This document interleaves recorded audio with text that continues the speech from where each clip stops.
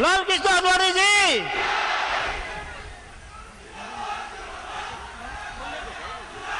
वंदे वंदे, Bharatiya Janata party जय, राज्य और जय, भारतीय जनता पार्टी जय, भारतीय जनता पार्टी जय। आग बढ़ाबो।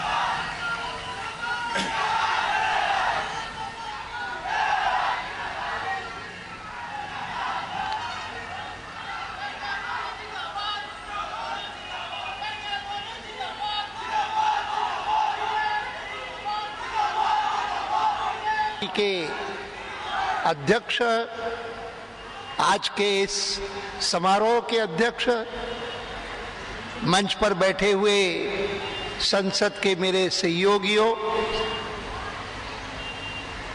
पार्टी के अन्य पदाधिकारी और क्या आप ही डाल देते हैं, इससे पता लगेगा फोटो में भी कि गुवाहाटी में बोल रहे हैं।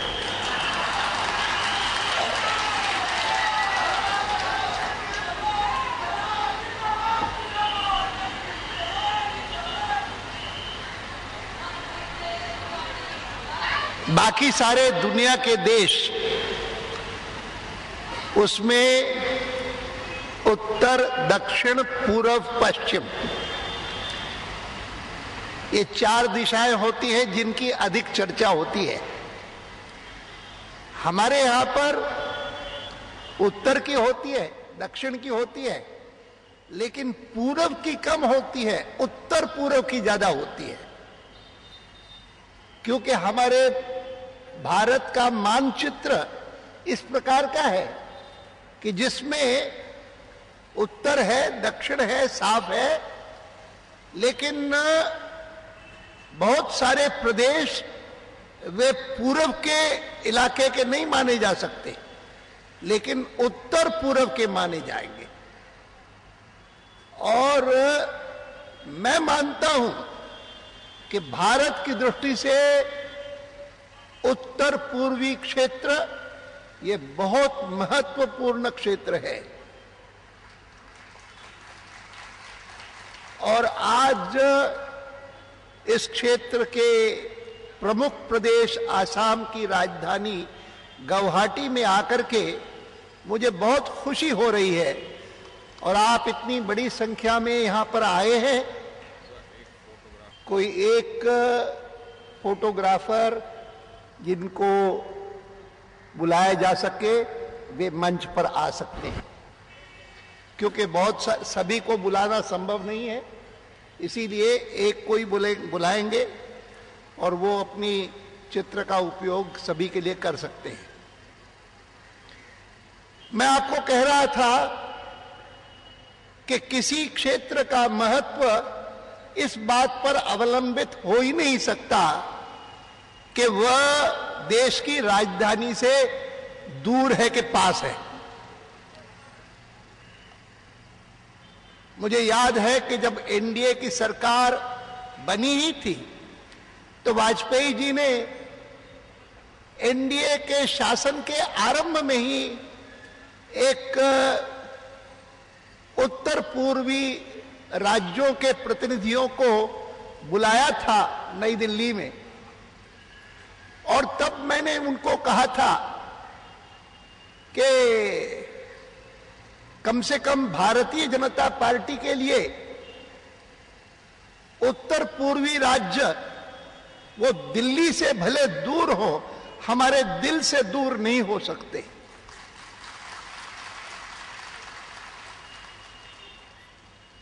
और इसीलिए यहां आने पर जब रास्ते में मैं देखता आया हूं, पूछता आया हूं, मैं जाता हूं तो प्राय सब जगह पूछता हूं कि एनडीए के शासन में जो हाईवेज की योजना शुरू की थी वह इस प्रदेश में आगे कितनी बढ़ी है। 4 लेनिंग की जो योजना बनी थी वह आगे कितनी बढ़ी है। और कहीं पर बताते हैं कि बड़ी है, कहीं बताते हैं कि धीमी हो गई है।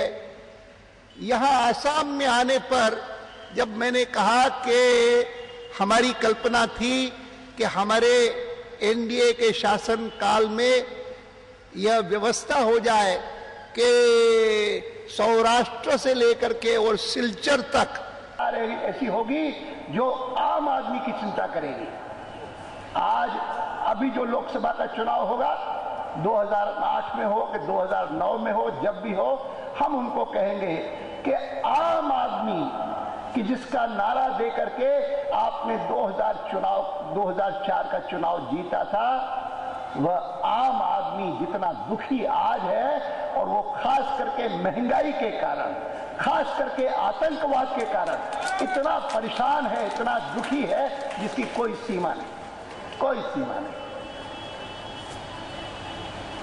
कुछ सोच सकता था किसी समय दाल रोटी खाना, दाल चावल खाना, ये हर एक आम आदमी का जैसे मानो सहज बात था।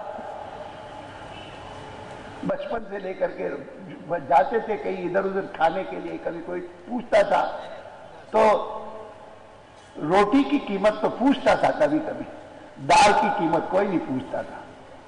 दाल तो मिलती थी, अब दाल महंगी हो गई, इतनी महंगी, और सब्जी और फल का तो कोई हिसाब ही नहीं, बच्चों के लिए दूध का कोई सवाल ही नहीं।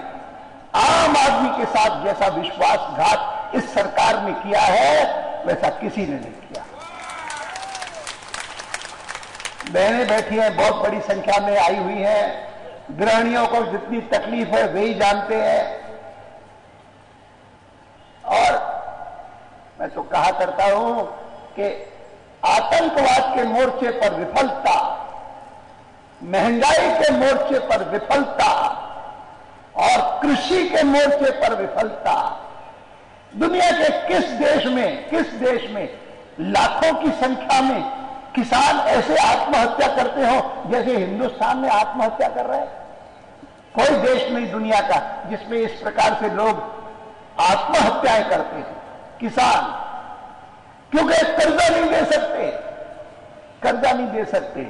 पिछले दिनों में बजट पेश किया था चिदंबरम जी ने, तो बड़ी घोषणाएं की कि ये कर्जा माफ, वो कर्जा माफ, वो कर्जा माफ। उसके बाद मैं अनेक किसान रैलीज में गया हूं देश के कई भागों में, जहां पर लाखों की संख्या में किसान आते हैं। मैं उनसे पूछता हूं कि आप में से किसी को कर्जे की राहत मिली क्या? और सब कहते हैं नहीं मिली, कुछ नहीं मिला, खाली घोषणाएं, खाली धोखा होता रहता है। और उनसे भी बढ़कर के मैं आपको यह बात कहने आया हूं कि हिंदुस्तान